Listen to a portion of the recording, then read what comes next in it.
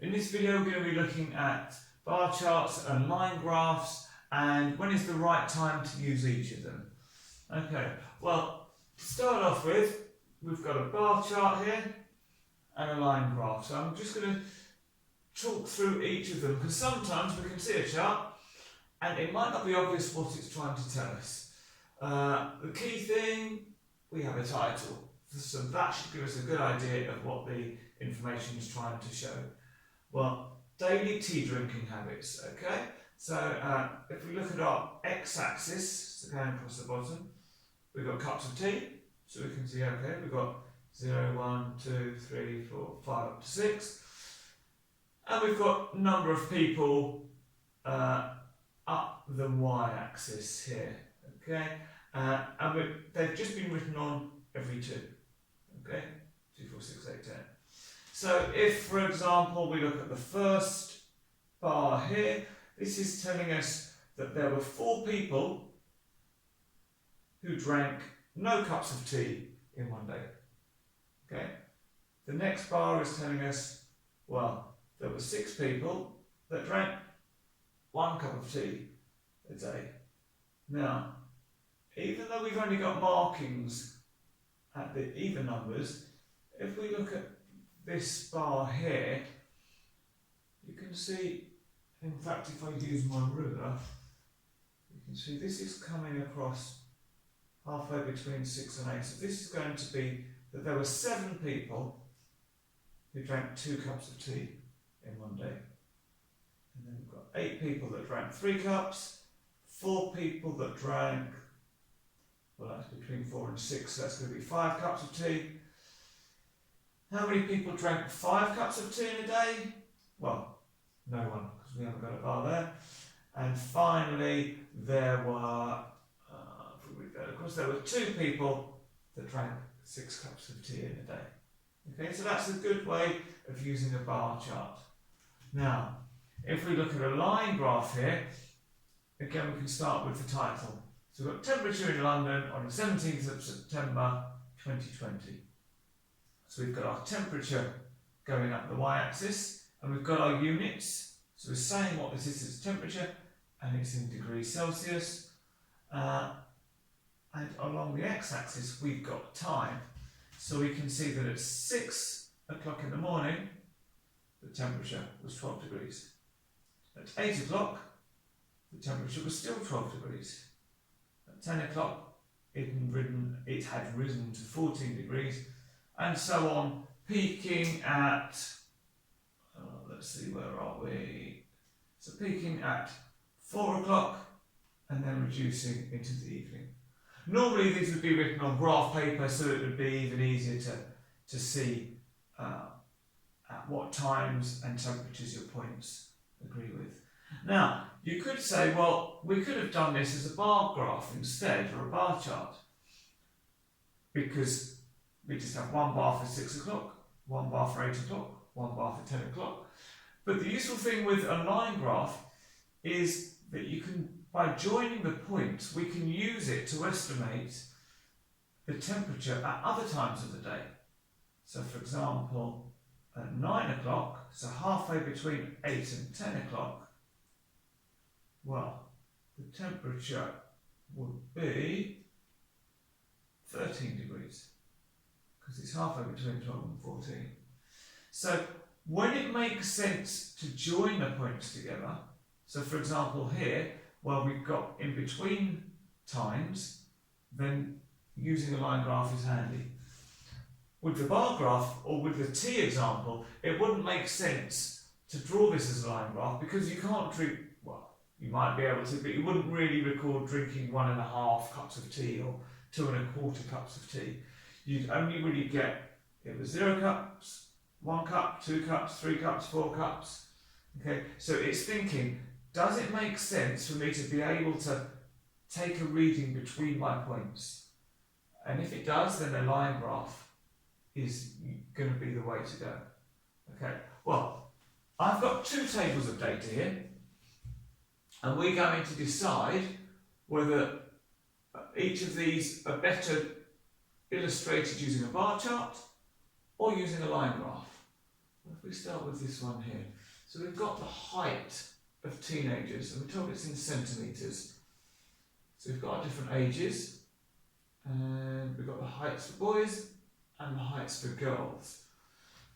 Well, we can ignore the girls for now and just think if we just have the one column, well, we can maybe visualise this as a bar graph. So for 13-year-olds, we'd have a bar going up to 156. For 14-year-olds, we'd have a bar going up to 164. Now, does it make sense to have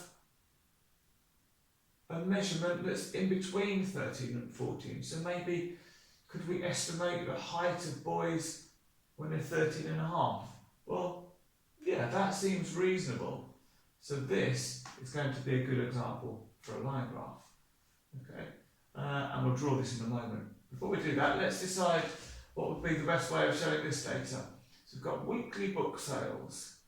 So we've got the days of the week, Monday to Sunday, and we've got sales split between fiction and non-fiction. So again, you can probably visualise that with bar graphs showing a bar for Monday, a bar for Tuesday. Does it make sense to have a bar or to have a reading for partway between Monday and Tuesday? Well, not really. It's how many you sold in Monday, how many you sold in Tuesday, the discrete units of time. So this is going to be better as a bar chart. So let's start by drawing this information in a bar chart. Get my pen. Okay. Now, you wouldn't normally have graph paper to help you. We're just going to do it straight on the whiteboard. So the first thing we want to consider is, well, how far or how long does my x-axis need to be and how high my y-axis?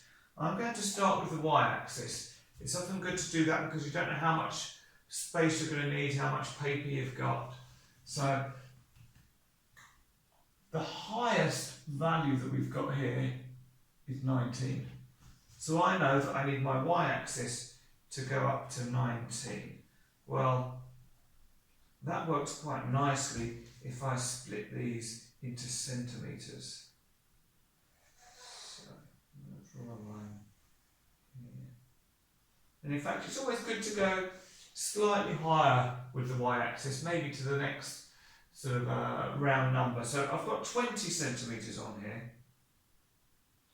And as we saw with these, we don't always have to show every single unit, so we don't have to write 1, 2, 3, 4. And I'm going to do the same as these and just mark on every 2.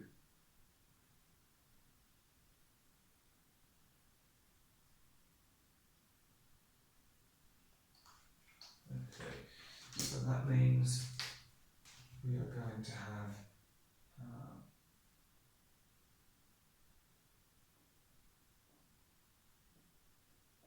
book sales. I'm going to have 0, 2, 4, 6, 10, 12, 14, 16, 18, and 20. Okay, so that's going to be enough. And then, well, we've got fiction and non-fiction. So you could be thinking maybe we could add them together so we get the total sales for each of the days. But they've given us the information split out, so let's keep them split out. So what we can do for each of the days, instead of having one bar, we can have 2 bars. So a double bar chart, we would call that. So that means we've got 7 days of the week, so that means 14 bars if we're going to have fiction and non-fiction. And I've got enough space to give each of those, each bar 2 centimetres. So if I mark these on here.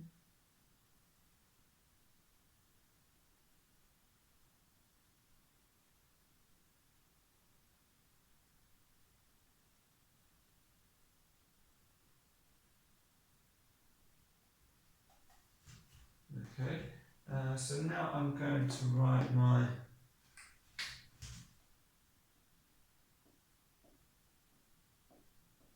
days of the week. And so these two bars are going to be for Monday. They're going to have 2 for Tuesday, 2 for Wednesday, 2 for Thursday,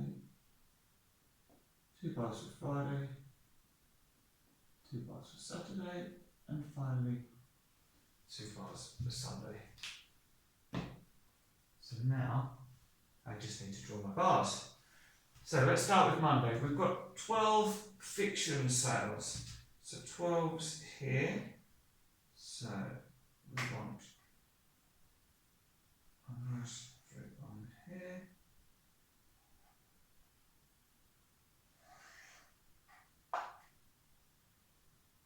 So that's my 12. And then we've got 8 non-fiction. So we're going to have another bar which goes up to 8.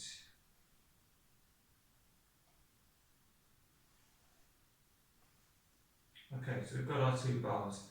Now I'm going to put my title on before I forget. So weekly book sale, and I'm going to have a key as well. So we're going to have fiction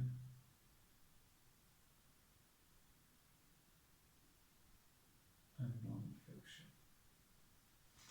And what we can do is say, well, for all the fiction ones, we're going to have blue bars.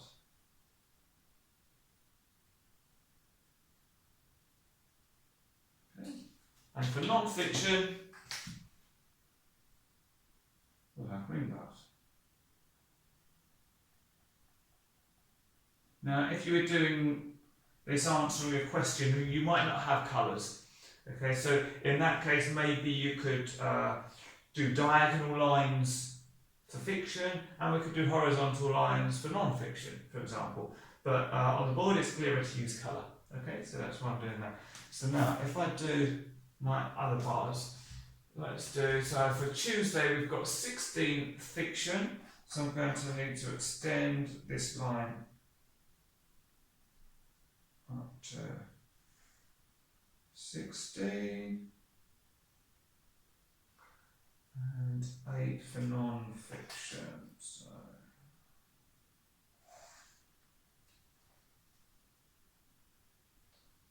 16 there, and we can get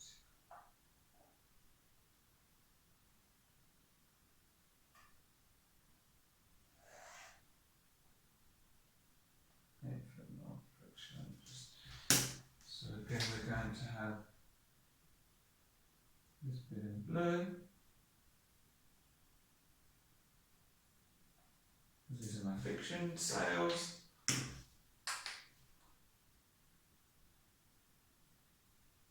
And this bar in green for non-fiction.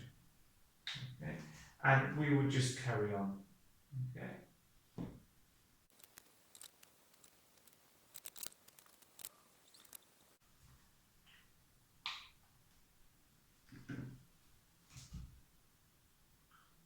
And there's our finished double bar graph.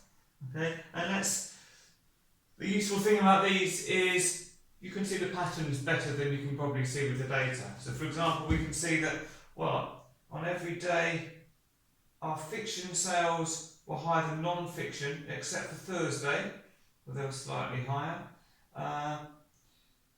Fiction sales seem to be higher at the weekend, where non-fiction may be slightly lower. So you can just see different patterns coming out because we've drawn them as a chart.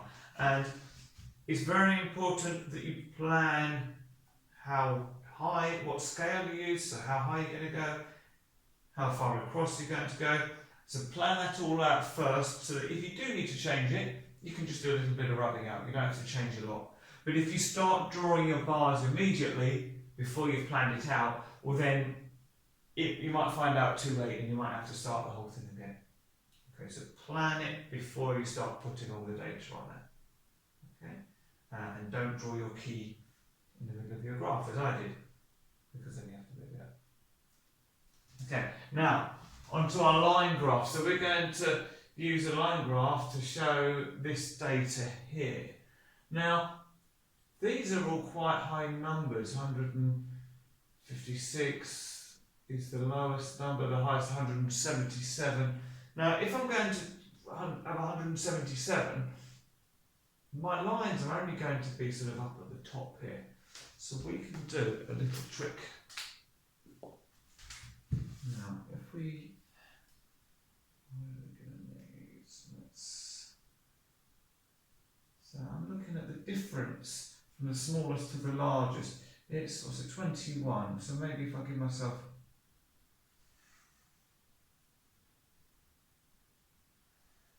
a bit of space there. Now what we can do, that should give me enough space, and then we can do this symbol here. And what this is saying is, well, we're starting down at 0, but I'm missing out a lot of numbers. And so we're actually going to start with, what should we have? We can have this as 156. And then if I mark in 2 centimetre intervals,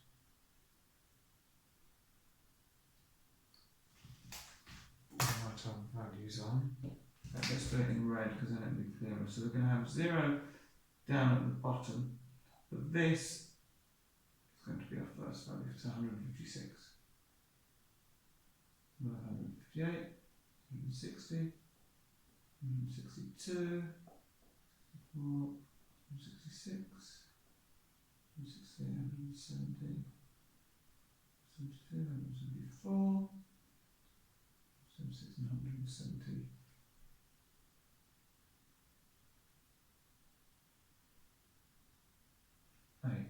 Okay, so that's going to cover everything I need on there. So I need to remember to write what this is. This is height, and it's in centimetres. And now we're going to need our ages, and similarly, where we had 2 bars, we're going to have 2 lines for this. But to start with, all we're interested in are the ages. And we've got 7 different ages there.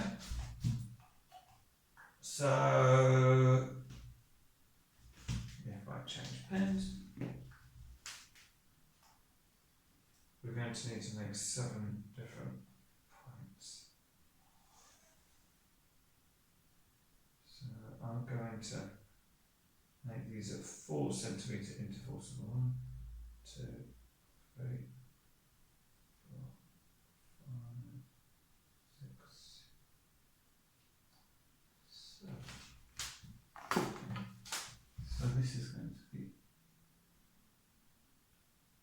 age, and we're going to start with 13 here, 14, 15, 16, 17,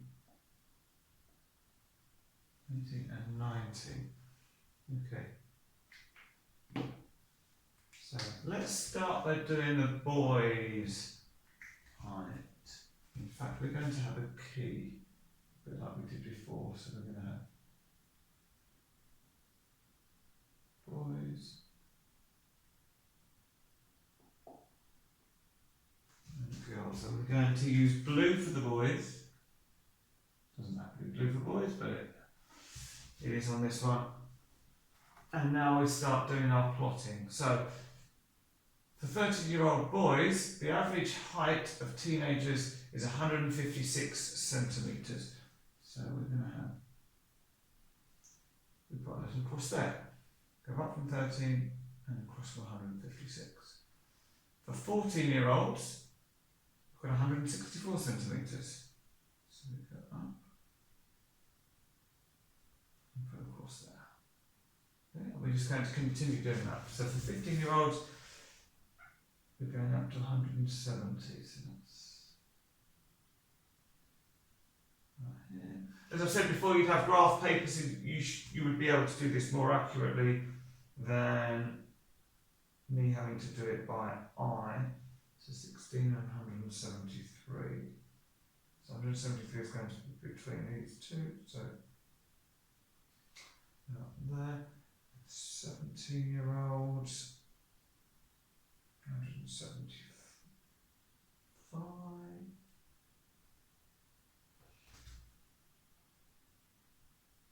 18-year-olds, 176. And 19-year-olds, 177. So let's be about there. Now with the line graph, we're not trying to put a curve through this, we're joining up each of the points with a straight line.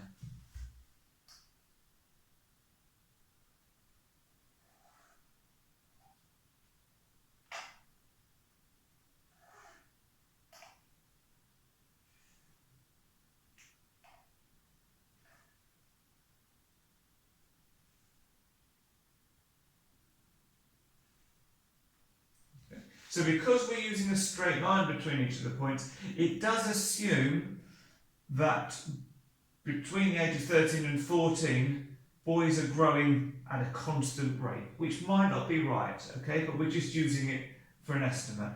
So, for example, where are we? 14-year-olds are 164 centimetres tall, 15-year-olds are 170 centimetres tall. So if we wanted to look at, well, what's a 14-and-a-half-year-old? Well, we can do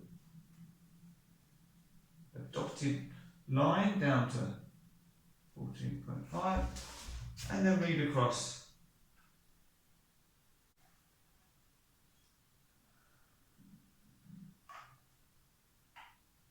Do a dotted line across. We get 167. Which is going to see that's halfway between 164 and 170. Okay, so that's for the boys. We've got our line on there. Now we want to do the same for our girls. I'm in green. So it's quite good. What you can see is that at 13, actually girls are on average they're taller than boys, but then quickly boys get taller, and that gap gets bigger and bigger, with boys still getting taller up until 19 and possibly beyond, but girls not really changing much in height from 16-year-olds. Okay, so it's always good to have a look at your information and think, what's it telling me? Because that's also useful for any questions that might be asked about your chart, but can also help to see if you've made a mistake as well, because if our line starts going down, for example, then we think, well, girls or boys shouldn't be getting shorter as they get older. So that would give us a clue that maybe we've done something wrong. Okay, so this is bar charts and line graphs, and have a good think at the beginning, what's the information trying to tell me, and what's going to be the best way to show that data. Thank you.